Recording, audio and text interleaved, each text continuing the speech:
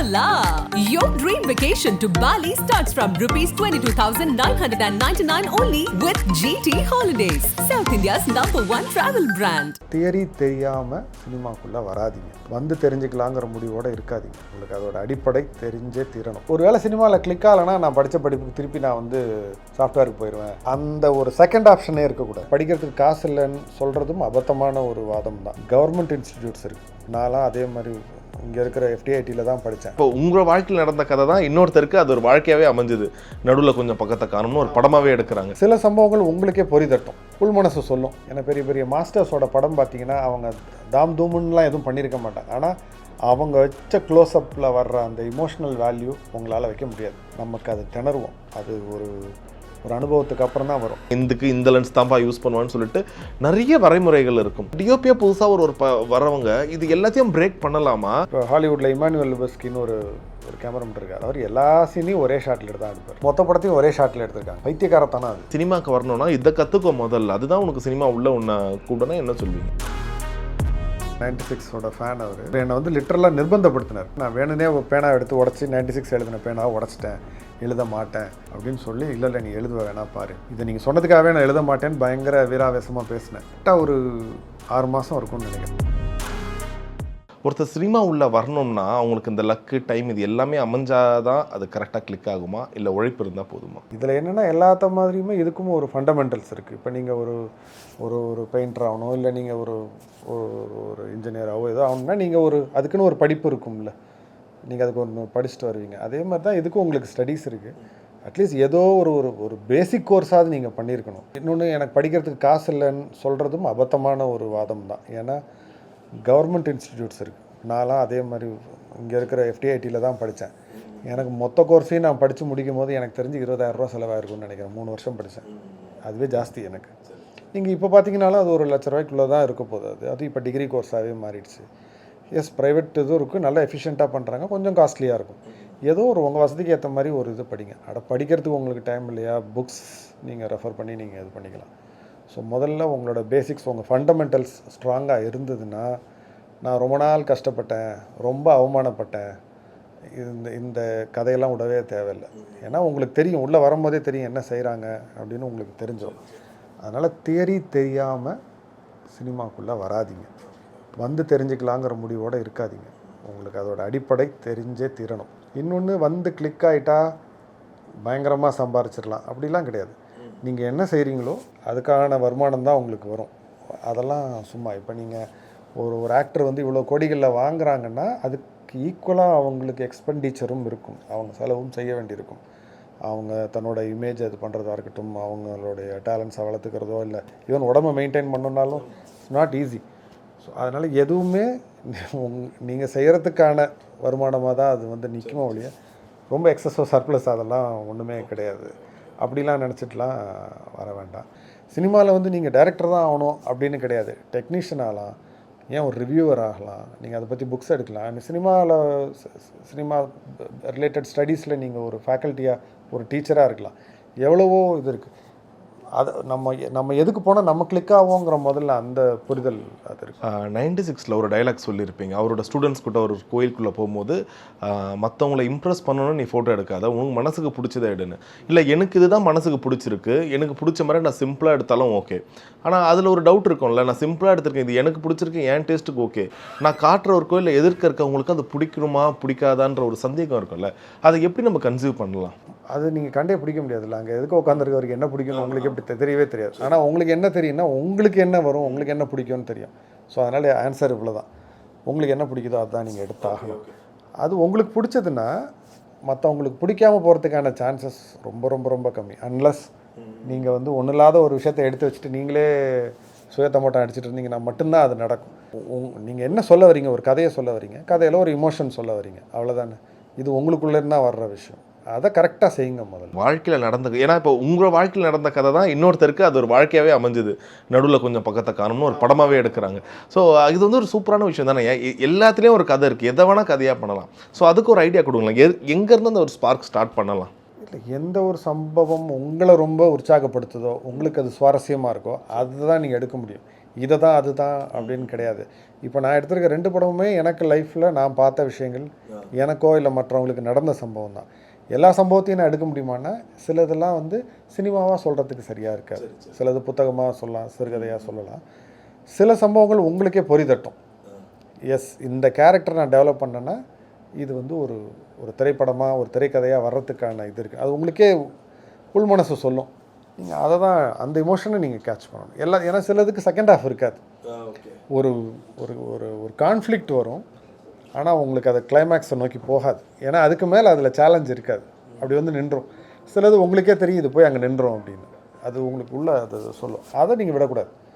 அதில் என்ன சேலஞ்ச் வந்தாலும், ஒரு ரைட்டர்ஸ் பிளாக் வந்தாலும் நீங்கள் அதை தொடர்ந்து அதை பர்சீவ் பண்ணி முடிச்சிடலாம். ஒருத்தர் ஒரு புதுசாக இயக்குனராக வரவங்க ஏதாச்சும் ஒன்று புதுசாக பண்ணணும்னு நினைக்கிறாங்கல்ல, அதுக்கான வந்து ஒரு தைரியம் எப்படி அதில் உண்டாக்கிக்கலான்னு நீங்கள் என்ன சொல்ல முடியுமா? ஒரு விஷயம் புதுசாக பண்ணுறேன், இதெல்லாம் ஏற்றுப்பாங்களா மாட்டாங்களா, அது ஒரு ஃபஸ்ட்டு படத்தில் நான் பண்ணலாமா பண்ணக்கூடாதா, அது எப்படி அதை முடிவு பண்ணலாம்? செகண்ட் ஹாஃப் தான் தமிழ் சினிமாவோட சாபமாக மாறிட்டு இருக்கு. ஃபர்ஸ்ட் ஹாஃப் ரொம்ப அழகாக பண்ணுறாங்க, ஆனால் செகண்ட் ஹாஃப் அது எங்கெங்கேயோ கொண்டு போய் எப்படியோ முடிக்கிறாங்கன்னு சொல்கிறாங்க. ப்ளீஸ். இல்லை, இந்த செகண்ட் ஹாஃப் சரியாக வராதது அது வேறு, அது லேக் ஆஃப் ரைட்டிங் தான், அது வேறு விஷயம். இங்கே நடந்த குழப்பம் என்ன அப்படின்னா, அது மேபி இது என்ன மாதிரி ஒரு படம்ங்கிறது அவங்களுக்கு போய் சேரலை அப்படிங்கிறது. அதாவது இந்த படத்தில் என்ன நீங்கள் எதிர்பார்த்து வரணும் அப்படின்னு ஒன்று இருக்குல்ல.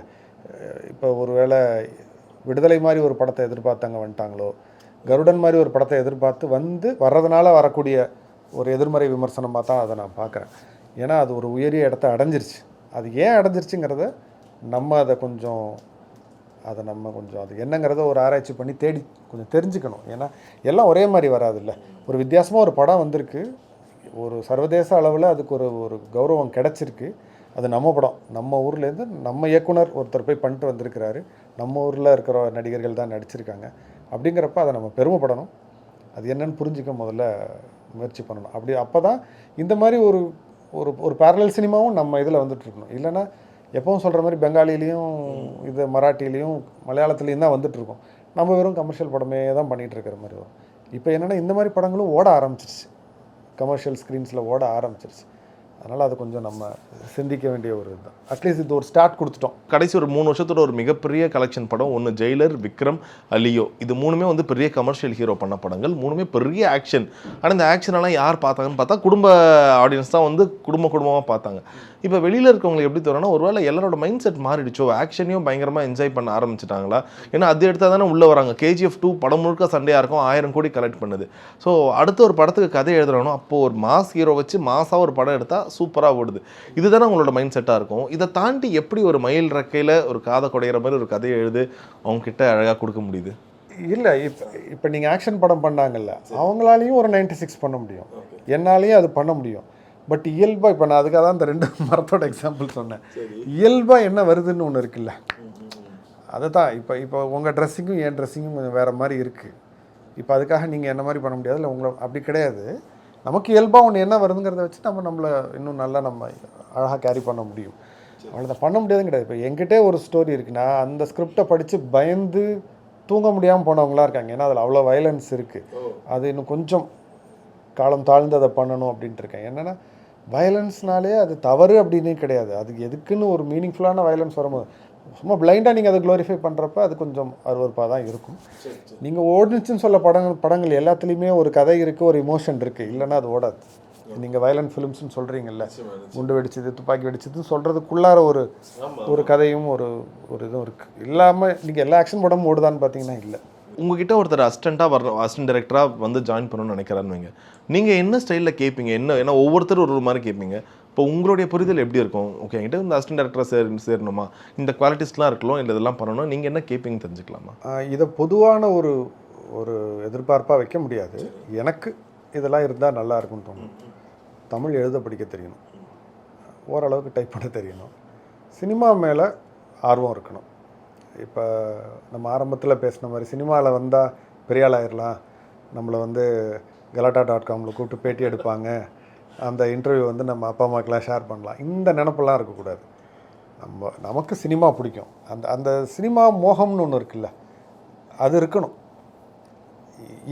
இந்த க்ரைட்டீரியா இருந்தால் எனக்கு போதுமானது. அஃப்கோர்ஸ் ஒரு அசிஸ்டன்ட் டைரக்டராக ஒர்க் பண்ணுறதுக்கு உங்களுக்கு you need lot of physical fitness, mental ஃபிட்னஸும் வேணும். எப்போ பார்த்தாலும் அப்படியே டிப்ரெஸ் ஆகி நொந்து போய் அப்படிலாம் இருக்கக்கூடாது, ரொம்ப நொஞ்சா மாதிரியும் இருக்கக்கூடாது. 2 ஃபிட்னஸுமே வேணும், physically and mentally you should be fit. ஏன்னா ஒரு படம் எடுக்கிற வரைக்கும் பார்த்தா நம்ம வந்து எங்கேயோ ஒரு இடத்துல சாஞ்சி உட்காந்துக்கிட்டு தூங்கிக்கிட்டு கண்ட நேரத்துலையும் சாப்பிட்டுக்கிட்டு இப்படி தான் இருப்போம். ஷூட் ஆரம்பிச்சிருச்சு அப்படின்னா நம்ம எப்போ தூங்குவோன்னே தெரியாது, ஓடிக்கிட்டே இருப்போம், திடீர்னு சுச்சுவேஷன்ஸ் மாறும். இது எல்லாத்துக்கும் ஸ்டாமினா வேணும். ஸோ இதை என்டியூர் பண்ணக்கூடிய அந்த ஸ்ட்ரென்த் இருக்கணும். எல்லாத்த தாண்டி அடிப்படையாக சினிமா ஆர்வம் இருக்கும். ஒரு வேளை சினிமாவில் கிளிக் ஆகலைன்னா நான் படித்த படிப்புக்கு திருப்பி நான் வந்து சாஃப்ட்வேருக்கு போயிடுவேன், இல்லை நான் வேறு எதுக்கும் அந்த ஒரு செகண்ட் ஆப்ஷனே இருக்கக்கூடாது. இதுதான் அப்படின்னு ஒரு முடிவோடு வர்றவங்களா இருந்தால். ஸ்டார்டிங்லேருந்து உங்களை ஒரு டைரக்டர் ஆங்கிள்லேருந்தே கேட்குறேன், உங்களை ஒரு சினிமோட்டோகிராஃபர் ஒரு டிஓபி ஆங்கிள்லேருந்து கேட்கும்போது அது இப்போ இருக்க காலகட்டத்தில் அது எப்படி எடுத்துக்கலாம்? ஒரு கேமராமேனாக வர ஒரு பையன், ஏன்னா இப்போ எல்லாருக்கிட்டையுமே கேமரா இருக்குது, அவனுடைய ஸ்டைலை எப்படி மாற்றிக்கலாம்? ஒரு சஜஷன் கொடுங்களேன். இப்போ நீ சினிமாக்குள்ளே வரனா, நீ மற்ற எதுவும் ஷார்ட் ஃபிலிம் பண்ணுற, பைலட் ஃபிலிம் பண்ணுற, இதெல்லாம் ஓகேயா? இதை தாண்டி நீ சினிமாவுக்கு வரணும்னா இதை கற்றுக்கோ முதல்ல, அதுதான் உனக்கு சினிமா உள்ள உன்னை கூடனா என்ன சொல்வீங்க? ரொம்ப அழகியல் சார்ந்து மட்டும் யோசிக்காதீங்க. ஏன்னா நீங்கள் சினிமாக்குள்ளே வந்துட்டீங்க அப்படின்னா நீங்கள் ஒரு 2 மணி நேரம் 2.5 மணி நேரத்துக்கு ஒரு கதை சொல்ல போகிறீங்க. ஸோ உங்களுடைய ஒவ்வொரு ஃப்ரேமும் அந்த கதையை சொல்லணும், அந்த இமோஷனை சொல்லணும். ஸோ நீ வெறுமனே காம்போசிஷன், லைட்டிங் அதெல்லாம் கற்றுக்கணும், அதெல்லாம் தான் பேசிக்ஸ். அது எல்லாத்தையும் கற்றுக்கிட்டு இந்த இமோஷனை நான் எப்படி சொல்ல போகிறேன். ஏன்னா பெரிய பெரிய மாஸ்டர்ஸோட படம் பார்த்திங்கன்னா அவங்க தாம் தூமுன்னெலாம் எதுவும் பண்ணியிருக்க மாட்டாங்க, ஆனால் அவங்க வச்ச க்ளோஸ்அப்பில் வர்ற அந்த இமோஷ்னல் வேல்யூ உங்களால் வைக்க முடியாது. நமக்கு அது திணறுவோம், அது ஒரு அனுபவத்துக்கு அப்புறம் தான் வரும். அதை கற்றுக்கங்க. அந்த லெஜண்ட்ஸ், அந்த மாஸ்டர்ஸ் ஏன் மாஸ்டர்ஸ் அப்படிங்கிறத கொஞ்சம் கற்றுக்கங்க. எனக்கு ஏதாச்சும் ஒரு ஷார்ட் சொல்ல முடியும்? நீங்கள் எனி கிளாசிக்ஸ் எடுத்துங்க, ஷாஷாங்க் ரிடெம்ப்ஷன் எடுத்துங்க, இல்லை நீங்கள் பதேர் பாஞ்சாலி எடுத்துங்க, இல்லை நீங்கள் ரோஜர் டீக்கின்ஸ் மாதிரி ஒரு கேமராமேனோட எந்த படங்கள் வேணாலும் நீங்கள் எடுத்துக்கங்க. அதோட காம்போசிஷன், அதோடைய ஃப்ரேம்ஸ் பார்த்தீங்கன்னா அப்படி நச்சுன்னு இருக்கும், ஆனால் ஒன்றும் பெருசாக அதில் ஆர்ப்பாட்டமே இருக்காது. அது வந்து காட்ஃபாதர் எடுத்துக்கங்க, அதில் வந்து ஒரு லெவல் ஆஃப் ஒரு தாட் போயிருக்கும். அதை வந்து படம் ஃபுல்லாக கன்சிஸ்டண்ட்டாக மெயின்டைன் பண்ணியிருப்பாங்க. இதை கற்றுக்க ட்ரை பண்ணுங்கள். ஒரு ஸ்டோரி டெல்லிங் எப்படி அப்படின்னு ரொம்ப டெக்னிக்கலாக அப்படி இருக்காதீங்க. அது டெக்னாலஜி கற்றுக்கணும். அது ஆனால் அது ஒரு சின்ன வேலை தான், அது யார் வேணாலும் கற்றுக்கலாம். இப்போ நான்லாம் படிக்க வந்த காலத்தில் இன்டர்நெட்லாம் கிடையாது. இப்போ நீங்கள் எது நினச்சாலும் நீங்கள் கற்றுக்கலாம். நீங்கள் நினச்சா இங்கேருந்து ரோஜர் டீக்கின்ஸ்க்கு நீங்கள் இமெயில் போடலாம், அவர் உங்களுக்கு பதிலே அனுப்புகிறார். இப்போ அவ்வளோ ஈஸியாகி போயிடுச்சு. So information is not a challenge anymore, it is aesthetics. அதை வளர்த்துக்கங்க. சரி, இப்போ எக்ஸாக்டாக இப்போ நீங்கள் சொன்ன மாதிரி இப்போ டேரக்டர்ஸுக்கு வரும்போது அவங்களுக்கான அந்த ஒரு இண்டிபெண்டன்ஸ், லிபர்ட்டி இன்னும் அதிகமாக இருக்குது. அவங்க நினச்ச மாதிரி என்ன வேணால் கதை எழுதலாம், அந்த கதையை எப்படி வேணால் கொண்டு போகலாம், கிளைமேக்ஸ் இல்லாமல் பண்ணலாம். ஆனால் சினிமாட்டோகிராஃபின்னு வரும்போது நிறைய பேர் அந்த ஒரு காம்போசிஷனாக இருக்கட்டும், அந்த ஒரு கெல்வின் சொல்லுவாங்க, இந்த இது பண்ணுவாங்க, இந்த லென்ஸ் தான்ப்பா யூஸ் பண்ணுவான்னு சொல்லிட்டு நிறைய வரைமுறைகள் இருக்கும். இப்போ ஒரு டிஓபியாக புதுசாக வரவங்க இது எல்லாத்தையும் பிரேக் பண்ணலாமா, இல்லை சினிமாக்குன்னு ஒரு வரைமுறை இருக்குது, இது இப்படி பண்ணால் தான் நல்லாயிருக்கும், உங்கள் இஷ்டத்துக்கு மாத்தினா அது பார்க்குறவங்கள ஒரு முகம் சுழிக்க வைக்கும், இது எப்படி எடுத்துக்கலாம்னு தெரிஞ்சுக்கலாமா சார்? தெரிஞ்சுட்டு பிரேக் பண்ணணும். முதல்ல பேசிக்ஸ் என்ன, கிராமர் என்ன அப்படிங்கிறத முதல்ல தெரிஞ்சுக்கணும். அது தெரியாமல் உங்களால் பிரேக் பண்ண முடியாது. அதனால் நீங்கள் அதை முதல்ல தெரிஞ்சுக்கங்க. ஏன் பிரேக் பண்ணலான்னு சொல்கிறேன்னா, இப்போ ஹாலிவுட்டில் இமானுவேல் லுபஸ்கின்னு ஒரு கேமராமேன் இருக்கார். அவர் எல்லா சீனையும் ஒரே ஷாட்டில் தான் எடுப்பார், கட்டெல்லாம் கிடையாது.